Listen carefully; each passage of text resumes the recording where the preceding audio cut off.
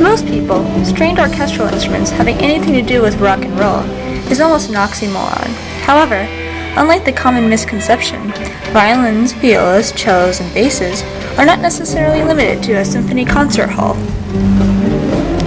Sycamore Electric Ensemble, better known as SEE1, is a rock orchestra composed of rock instruments as well as electric orchestral instruments.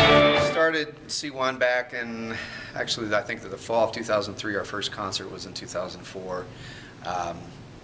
We started off very humble beginnings. I had heard a group up in Cleveland, and I wanted to model our group after that, so we started with just kind of whatever electronic equipment we had. We had a couple electric violins that we started off with. We got some donations and started off very humbly. So we didn't have a whole lot of music. There's not a lot of music out there at that time for that kind of a group, so I was arranging stuff. I was buying some things here and there. Got in contact with Mark Wood from the Trans-Siberian Orchestra, and we had a partnership where he came and began to solo with our group, and he was our featured performer for 4 of our concerts.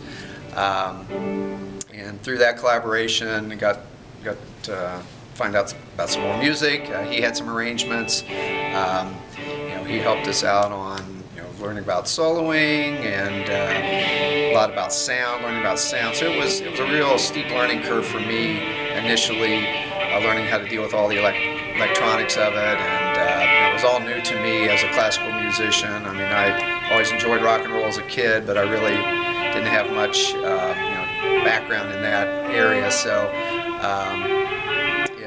it was, like I said, a steep learning curve, but as we went along, get tips here and there.